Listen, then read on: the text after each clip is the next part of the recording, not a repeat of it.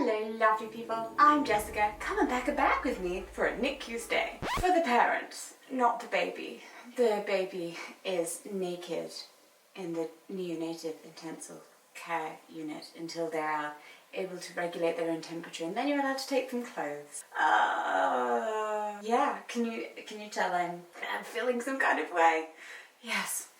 So my wife, lovely Claudia, is currently pregnant with identical twins. It has been a roller coaster of a pregnancy. So far, we tried for a very long time to get pregnant again. We do actually have an older child. He's not really that much. He's not that old. He's 4. And finally, when we got pregnant, it wasn't with one baby, it was with 3. And then we sadly lost one of the triplets and now have twins. And recently they had late onset atypical twin-to-twin transfusion syndrome, which was a pretty big drama. Claudia had to have a sort of emergency keyhole surgery that was very, very impressive. I'm amazed that we got to see it. I feel quite honoured to have seen inside my wife's womb on the monitors as they used a tiny laser to do minute surgeries on little babies in the placenta. But it's been a lot. This pregnancy's been a lot. And we have been told that these babies are going to be coming any moment. Currently we are working on this. She could go into labour at any time, or something could go wrong at any time, which is not the most relaxing feeling. But we've been told that 34 weeks is the likely eviction notice for the little ones, and they will then be spending around 2 to 3 weeks in the NICU if nothing else happens and nothing else is wrong. However, because of the GTS, something else may be wrong. We need some hospital bags to be kept by the front door. So come join me, pack a bag with me, and I hope you find this useful if you are also in this situation. I'm really sorry if you are. It sucks to pack a hospital bag with the assumption that you are going to NICU rather than just gonna have a baby and come home. At least we can feel a bit ready. Okay, and here we come to the actual packing part of the video. I have lists, I'm prepared. I would just like to say as well, our last packing a bag video had many items in it, like a multitude of things. Why would you take so many things? Well, I think maybe I didn't realise at the time, maybe other people didn't realise. It's all very different in country by country. It's all very different. We took things to the hospital for Rupert, like nappies, sheets to put on the little cot thing, sanitary towels for Claude, those kinds of things that in other countries you don't need to take. Like Clara, my lovely editor, hi Clara, had her baby in Spain and she didn't need to take lots of things for her baby, including clothing. Apparently the hospital clothes your baby. In England, if you want your baby to not be cold, you better bring some clothes. We pay our taxes for the NHS, which gives us free at the point of service medical care. It does not clothe your children. But we also have to provide our own things like formula if you want to formula feed, nappies so that your baby can, without it going everywhere. You're not going to have to take your own bandages if you've had a C-section. That's definitely fine. That is something that is fully covered. No worries. But you will need to take some things like clothing wear because you're not going to be wearing a hospital gown the whole time, unlike what you see in the films. But there are also some quite key differences about how we're doing things this time to the way that we did things last time, because the bags that I'm packing here are more for the grab and go. We have to quickly get to hospital because there's a problem. She's going to premature labour, or she's had a scan and the baby's not doing okay and they need to come out the sunroof immediately because the expectation is that the babies are going to the NICU. There they do have provided for them nappies and little hats, and they won't be able to wear clothes until they get to a point where they can regulate their own temperature. How do you make videos different from each other, one pregnancy to the next? And this one I think might be different in a not great way because we are packing for the NICU. And speaking of needing to grab something last minute when events suddenly creep up on you, have you bought a gift for Mother's Day yet? I have just the thing for you, My Stories. So the gift part is actually digital. So you can just buy it right this second, even if you're watching this right before you go and see her. Then you just pretend that you thought of it weeks ago. How does it work? Each week they email you a very thoughtful question, the kind you wish you'd remembered to ask your grandparents. And you, or the person you gifted the service to, simply replies to the email. No tech skills needed. After a year, My Stories compiles it all into a beautiful printed book with photos and all. We used My Stories to write a book for our children, Rupert and the twins, so they will know what our lives were like before they came along, because, you know what, let's be honest, I don't want the future generations of my family to only know me from an unhinged internet history. Instead, they get to read beautiful things about lovely moments, like how Claudia proposed to me. This was it. I knew as we ascended up the glass lift to the rooftop that this was where I would propose. As your mama looked out across the Colosseum and the old city, I watched the soft, warm winter sun glow on her face. I dug down into my bag and finally handed her her birthday gift. It was a large rectangular package shaped like a hard-backed book. Her mouth dropped and then curled into a curious smile as I passed it into her hands, and it was much lighter than she had expected it to be. She opened it to reveal a small leather box, a little handmade card inside where this book may have no pages, but inside is the start of our story.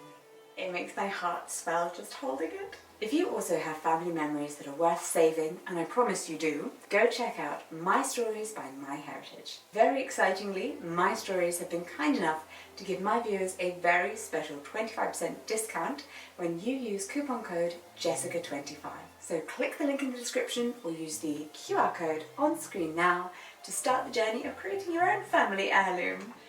Momentary pause happened there to go and get my preschoolers some ice cream. I have learnt a lot from our recent trip to hospital to have surgery for the twins, and also from obviously when we originally had Rupert. But from that, I have learnt the importance. Tiny bags are very important. It is vital when you are in a small space. A bed, a chair, some kind of, it's like a bedside table, but somehow not useful. And then just curtains. Now, we're going to be putting things into 4 separate areas. Number 1, the wheelie suitcase. Not very frequently opened. This will contain things that you need once a day, that maybe you just get there, you take out, and it's always out. Like slippers. We keep the laundry bag in there and then put it back in there. It doesn't need to be hanging around. The reason it's a hard wheelie suitcase is that you can put other things on top of it. I thought soft was a good idea. I thought it was. I take it all back now, because soft on top of soft on top of soft. Then we have the opened top bag. This is from LED Designs. It's actually going to be the bag that attaches to our buggy. It's a good size. It's like a weekend bag. It's a good one for twins. And this will have in it the things that you need often. So chargers, cables, medicines that you need quickly. But it will also have in it a spare change of knickers, because you don't want to go and get all of the knickers out of there when you just need a quick. But yes, the grab bag. Thirdly, the cool bag. Fun fact, hospital food doesn't have an option for people who are diabetic. I know, odd, very odd. You would think when you're on a maternity ward, where I'm sure a high number of people have gestational diabetes, considering that we may need to take these bags into the hospital where Claudia might have to go on bed rest for a while before the twins are born, it is important that we take some food or have somewhere that we can keep food, even if I'm bringing it in daily, and it can just stay in here, stay cool in her cubicle. And of course many snacks. Snacks are needed. Snacks are vital. It also has Diet Coke in it. And then number 4, which I'm not really doing right now, is baby things for the NICU. So things to take specifically. That one varies more based on how old your babies are when they're there, what their level of need is. But it's a massive unknown at this point. So I'm more just kind of packing for Claude with a few baby things thrown in along the way. And yeah, I guess when we get to the actual babies are here point, or further along in the pregnancy, to where right now they're at the stage where they wouldn't even fit preemie nappies. So this isn't fun to talk about. Sorry. Moving on, back to the hospital bag, shall we? Cool bag for food. You are going to need some keep cool ice things. What on earth are those called? They will be replaced daily by the person who comes in to visit you. Along with actual food items, we have snack bars. One real difficulty of this pregnancy has been helping Claudia maintain her weight whilst also dealing with the diabetes. It's so difficult. Side note, everyone's body is different. All bodies are different. We all have our own metabolisms. But anyway, Claudia has a really fast metabolism, so it's been a challenge making sure that she's keeping up with enough food to eat when her stomach is obviously not very big right now because there are two babies. Also, she can't eat like a wide variety of things really that will raise her blood sugar. Mushed nuts and some more mushed nuts with added protein powder. And just in case she gets sick of the mushed nuts, regular nuts. We're obviously also including some lovely fresh fruit. Obviously, as a partner, I don't get fed by the hospital, so I will be subsisting on a diet of fresh fruit and terrible food from the hospital cafeteria. Diet Coke to keep you going, and I need that caffeine. Boy, do I need that caffeine to keep me calm. Caffeine has the opposite effect when you have ADHD. It's very soothing. If you've been following for a while, you'll know that on almost every video I have about going on holiday, packing for a holiday, going on a trip, blah blah blah, Squeezy Squash plays into it. I drink a lot of fluid. And Claudia and I have our matching, coordinating. It's very motivating as well. I find that really helpful. Also because it has a straw in it, and as someone with kind of weak wrists, I would really struggle to drink from a bottle that was this full by tipping it and not pouring it down myself. Then we have a little packet of Yorkshire decaf tea, because Claudia only drinks Yorkshire tea. We've all got our things. This might seem an odd thing to include, but it's not. Spring water spray. Did I just spray that on my lists? Yes, I did. Makes you feel amazing when you're in a dry hospital room. And finally, Milton sterilizing tablets. You never know. They can be used for bottles, breast pumps, any kind of thing that's about to go into a baby's mouth. Gonna be handy. It's my food bag. Oh, the open top bag. So pretty. Small bag with technology. Earbuds. Don't listen to other people's babies crying and be sad that your baby isn't right there next to you. Now I've made myself sad again. Rupert has named them Flopsy and Mopsy. I asked if he wanted to be Peter. He said no, he is Cottontail and Peter. Okay, technology. Generally, there is a plug socket available. Often more than one. But I've gone for the single plug point here with the double adapter.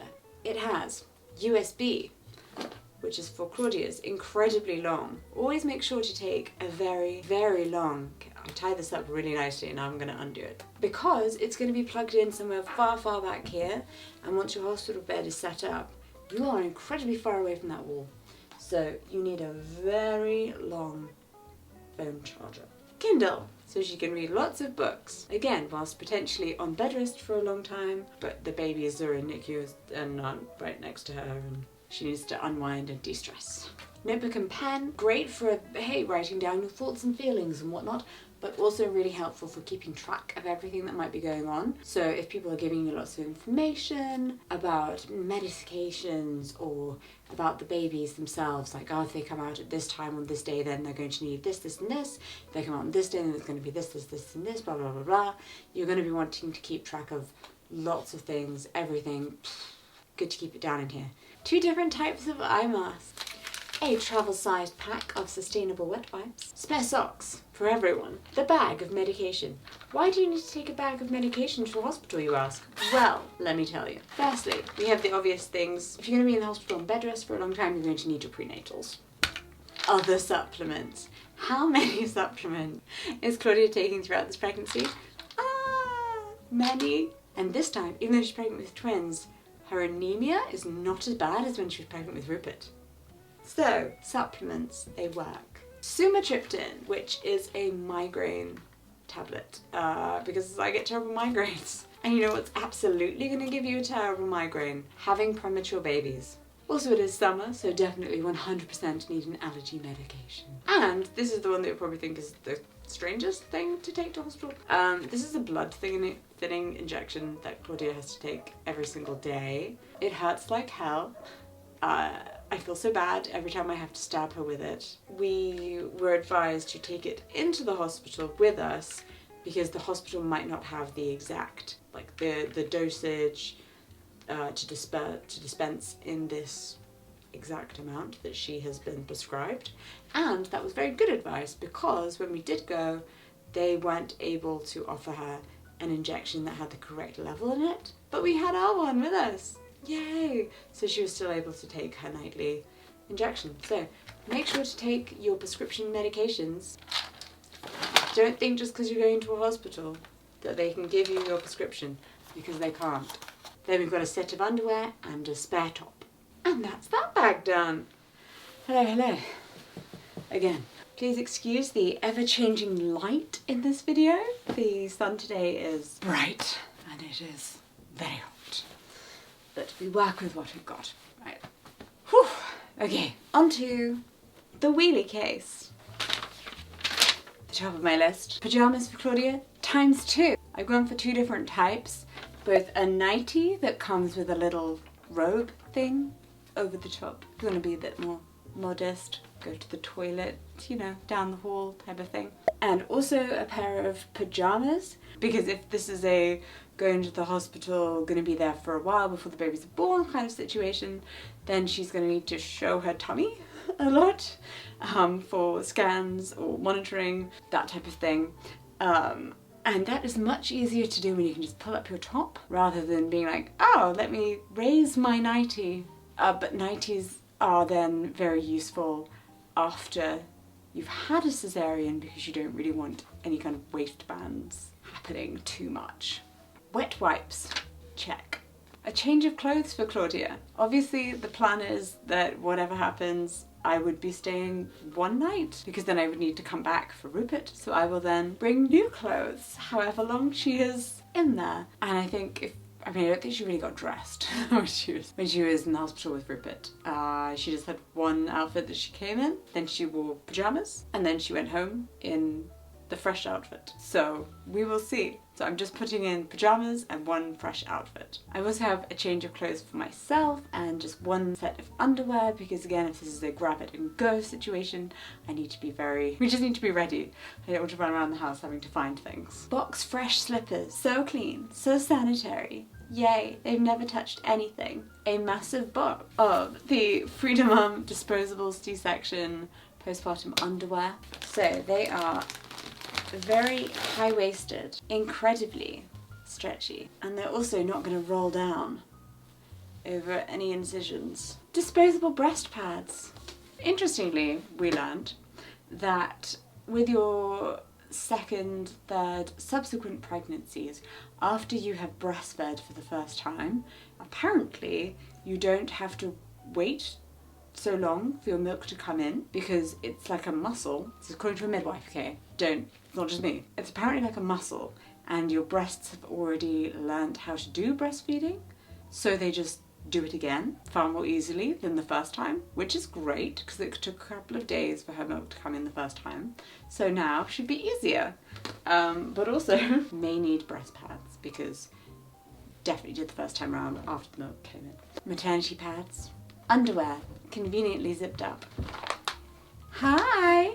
Okay, if you come up to tell me that dinner's almost ready. No. Or something about dinner. No, the color. You just came up to see me. Oh, just to say hello. Oh, I say hello to you too. No, the kiss in the camera. Oh, you're giving a kiss to the camera for Auntie Clara. That's very nice. Right. There's one that was except Lee. Oh. The last thing I was holding in my hand there was a bag of toiletries, you know, deodorant, toothbrush. And that's all I filmed for that day. So thank you, Rupert, for coming in to say hi. It's probably time to cook dinner anyway. I did want to highlight some items that are going into the bag that Rupert didn't let me film. One of those things, okay, first thing is that we were told it's a really good idea to have laundry bags for NICU that have your child's name on them. We did actually, I have got these bags for all three of the children, but obviously the other two have the twins' names on. So you're seeing this one, which says Rupert, because you already know his name. So there you go. And these are swim bags that I found on Etsy. So I thought that would be quite a good bag, because then it's, you know, waterproof inside and out. And it's something that they can use later on in life when they're not in the NICU. Woo! I then also have these two little hats from Romeo Lit Rose. We have some very cute little matching outfits from them. These are apparently preemie sized, but I think it might fit a 36-weeker. Stay in there, kiddos. And you can wear adorable hats. I'm obsessed with these. So I don't, if you've been watching the channel a while and you were here when Rupert was born, you will know how obsessed I am with these. They're like, they're called bat cloths, mini muslins. These are just the world's most useful cloths. See, they're tiny, yes, they're just tiny bits of terry cloth. They have many layers, and they will mop up anything. You can shove them down your bra if you need a really nice soft breast pad. You can hold them next to the baby to, you know, collect anything that comes out. Hello. I have a post for this house. You have post for me? Oh, so I you have do. a parcel for this house. Wow, look at that parcel. Thank you. Alright, next thing. So in the NICU, you're not actually allowed sort of toys or a lot of things from outside. Obviously, the babies have a very sensitive immune system, and it's a very small space, and medical needs are obviously going to come first over having lots of big toys. But one of the things that are approved, especially in the NHS, are these little things. They're called mini boos. I don't know what the nicest way is to show this to you. This is so that they can get the smell from their parents and not feel like they are alone.